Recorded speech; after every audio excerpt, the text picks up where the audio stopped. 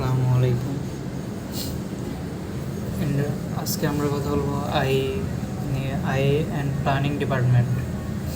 I and planning ডিপার্টমেন্টের প্রথমে জানা দরকার হচ্ছে আই কী জিনিস।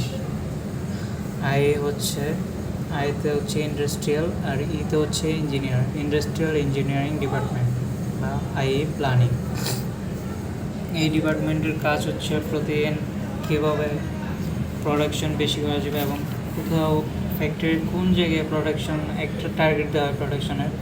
এখন দেখা যাইতেছে যে প্রোডাকশনের টার্গেটটা ফিল আপ হইতেছে না, এখন কেন হচ্ছে না এই সমস্যাগুলি বের করা হচ্ছে ইন্ডাস্ট্রিয়াল ইঞ্জিনিয়ারের কাজ। আর ওই প্রোডাকশনটাকে কীভাবে আরও বেশি করে বের করা যায় লাইন থেকে, এটাই হচ্ছে কাজ। এখন ইন্ডাস্ট্রিয়াল ইঞ্জিনিয়ার বা আই প্ল্যানিং ডিপার্টমেন্টের কয়েকটি সেক্টর থাকে, যেমন এক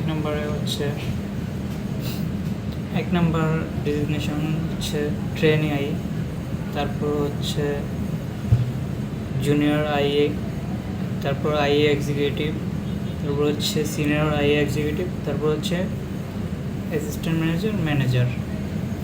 এখন প্রথমে হচ্ছে ট্রেনি আই হচ্ছে একদম প্রথম নিউ ফ্রেশ আই যে ঢুকে আইতে হচ্ছে একজন আই এক্সিকিউটিভ অথবা জুনিয়র আই থেকে হচ্ছে কাজগুলি শিখে, যে ওরা কীভাবে কাজ করতেছে ওইভাবে ওদের কাছ থেকে শিখে। আইয়ের একজন ইন্ডাস্ট্রিয়াল ইঞ্জিনিয়ারের কাজ হচ্ছে, প্রথম কাজ হচ্ছে টাইম স্টাডি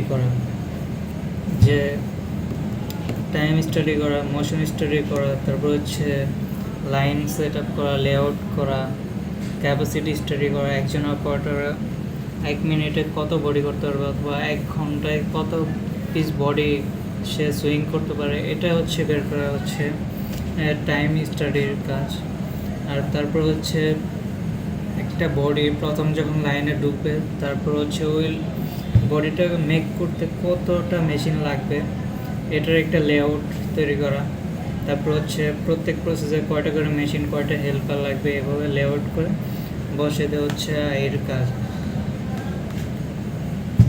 আইয়ে হচ্ছে আরও বিভিন্ন রকম, যেমন এমএস করতে হয়, ডাব্লিউআইপি, একটা লাইনে এত পিস অর্ডার কোয়ান্টিটি ঢুকছে আর কত পিস এখনও আউটপুট হয় না, এগুলো একটা ব্যালেন্স শিট করতে হয় ডাব্লিউআইপি।